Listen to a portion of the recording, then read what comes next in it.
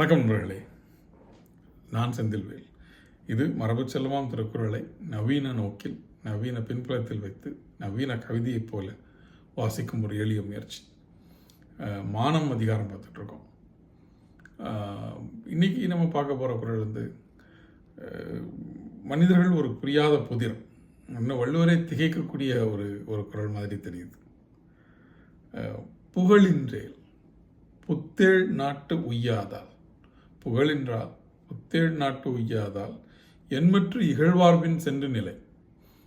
புகழின்றால் புத்தேள் நாட்டு உய்யாதால் என்மற்று இகழ்வார்பின் சென்று நிலை.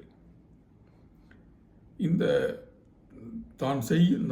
தான் இருக்கும் நிலையிலிருந்து வழுவிய நிலை தவறிய செயல்களை, மானம் தவறிய செயல்களை செய்வது என்பது நமக்கு என்ன ரெண்டு பலன்களை தரும்னு சொல்றார்.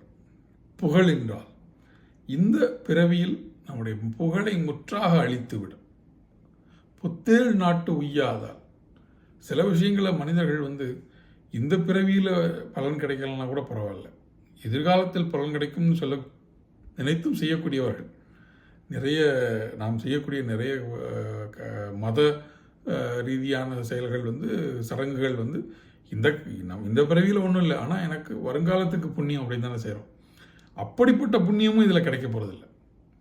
ஏனென்றால் உன்னுடைய செயல்ங்கிறது ஒரு கண்ணி. அந்த கண்ணியை நீ இன்னைக்கு தொடங்கிட்டேன்னா அதனுடைய பலன் இப்பொழுது மட்டுமல்ல, 7 பிறவிக்கும் தொடருங்கிறது தான் வள்ளுவருடைய நம்பிக்கை. அதனால் இன்றைக்கு புகழ் இல்லை, எதிர்காலத்தில் புத்தேள் நாடு என்று சொல்லக்கூடிய விண்ணுலகமும் இல்லை அப்படின்னா என்மற்று, எதற்காகத்தான் இதை செய்கிறாங்க? என்மற்று இகழ்வார்பின் சென்ற நிலை. இகழ்வார் உன்னை எந்த வரிசையில் வைக்கிறார்களோ அந்த வரிசையில் சென்று நிலைக்கும்படியான செயல்களை மனிதர்கள் ஏன் தான் செய்கிறார்களோன்னு வள்ளுவர் திகைக்கிறார். இந்த குறள் வாசிக்கும் பொழுது எனக்கு நினைவில் வந்த நபர் கல்லூரி காலங்களில் படிக்க முதல்ல தமிழ் கவிதை படிக்க ஆரம்பித்த புதுசில் 90களில் கவிதை படித்த கல்லூரி மாணவர்களுடைய ஆதர்சமாக அப்போ பெரிய அளவில் இருந்தது வைரமுத்து தான். அவருடைய கள்ளிக்காட்டு இதிகாசமும் காதலித்து பாரும் படித்து தான் வளர்ந்தோம். அப்படிப்பட்ட வைரமுத்து தற்செயலாக ஏதோ ஒரு யூடியூப் சர்ச் தேடிட்டு இருக்கும்போது வைரமுத்து சாங்ஸ்னு தேடி பார்த்தேன். அவருடைய சாங்ஸுக்கு மேலே அவர் மேலே இருக்கிற மீட்டு கம்ப்ளைண்ட்ஸ் பற்றின வீடியோஸ் மேலே வருது.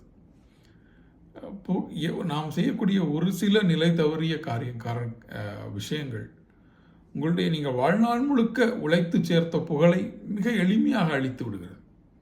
புகழின்றேல் ஒரு முறை இந்த புவியில், இந்த வாழ்க்கையில் நாம் ஒரு தவறிய செயலை செய்தால், மிகப்பெரிய வீழுகின்ற செயலை செய்தால் அதனுடைய பலன் இந்த பிறவி மட்டுமல்ல 7 பிறவிக்கும் தொடரும் என்பதால் எதிர்காலத்திலும் எதுவும் இல்லை.